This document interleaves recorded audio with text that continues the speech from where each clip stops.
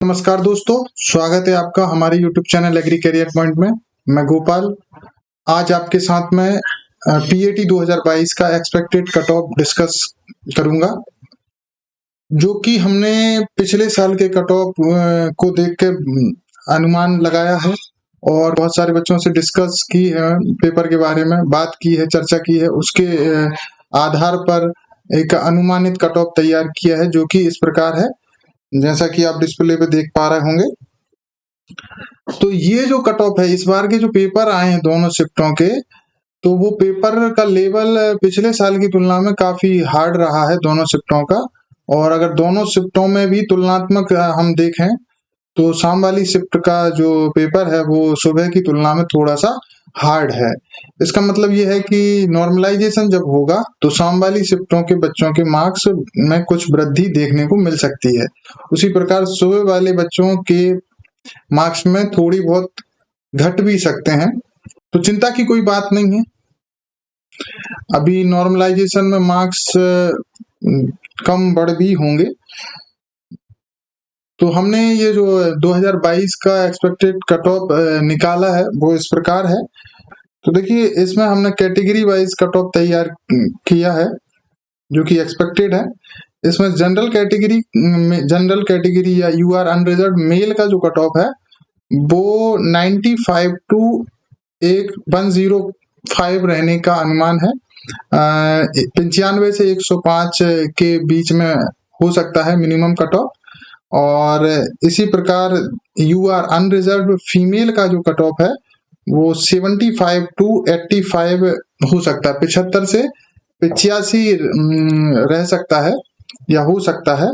और ठीक उसी प्रकार जनरल या अनरिजर्व ईडब्ल्यूएस जो कैटेगरी है, इकोनॉमिक वीकर सेक्शन, ईडब्ल्यूएस का कट ऑफ थोड़ा सा जनरल से कम रह सकता है, जो कि 90 टू 100 के आसपास हो सकता है, 90 से 100 के बीच में रह सकता है। और आगे नेक्स्ट ओबीसी मेल का कट ऑफ है। तो ओबीसी मेल का कट ऑफ लगभग जनरल के मेल के बराबर ही रहने की संभावना हो सकती रहेगी, 95 से 105 हो सकता है। और इसी प्रकार ओबीसी फीमेल का जो कट ऑफ है वो 80 से 90 रहने की संभावना रहेगी। और ठीक उसी प्रकार आगे है एससी मेल का जो कट ऑफ है वो 85 से 95 के बीच रह सकता है। और इसी प्रकार एससी फीमेल का कट ऑफ जो है वो 70 से 80 के बीच में रह सकता है। और ठीक उसी प्रकार आगे एसटी मेल का जो कट ऑफ है 70 से 80 के बीच में रह सकता है।